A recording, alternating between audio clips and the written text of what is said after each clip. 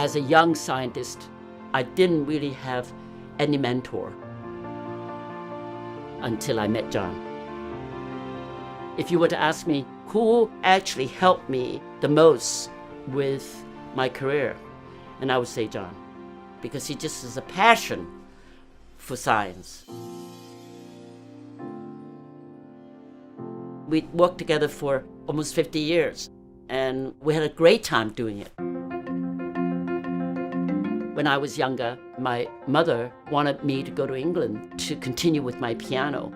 I didn't say no because I wanted an opportunity to travel and to see the world and maybe to find out who I am, because I was quite young then. I was 16 years old, but I really didn't like it very much. I actually was more interested in science. I arrived in Boston 1974. There was a seminar, and there was this fellow, young guy, that sat right across the table from me. And I was taken aback because he was very handsome. So I said, who's this guy? But I didn't have enough courage to talk to him at that one situation. But then I kept seeing him everywhere. And then finally, it was a Friday night. We went to Copley Plaza. I was talking to this guy for a little bit, and then all of a sudden I saw John walked in, and I said, haven't I met you someplace before? I didn't even know there was a pickup line. Then that was the first time I ever picked up anyone. And then that was it. Then we were together literally from that on. We were deciding what can we do for the next 10 years that would make an impact in the field. So John and I decided that we want to study neurodegenerative diseases, because at that time, if you look into the brain of patients with Alzheimer's disease or Parkinson's disease, you see a lot of these unusual accumulation in their brain. So what are they? What are they built from? They definitely are brain proteins, but how do they become abnormal? We don't know the protein behind the pathology.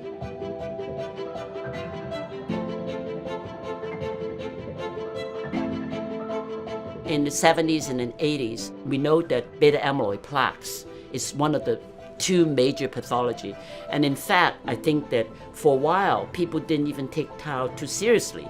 But we had a feeling that the field was making a mistake. So I said to John, we need to straighten this out because, this area is very important and I don't want people to go down the wrong path. And so we actually published a paper in PNAS basically showing that it is tau. So that was very important to demonstrate that tau itself could be a killer protein and can cause a disease.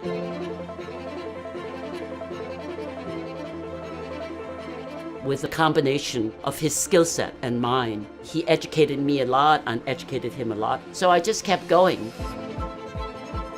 We basically made thousands and thousands of antibodies. So we actually systematically identified each of the protein, like neurofibrillary tangle is comprised of tau protein, and then after that we showed that alpha-synuclein is a building block of Lewy bodies in Parkinson's disease, and then we identified this protein called TDP-4A3. So we provide some answers for the field, and neurodegenerative disease research just took off from there.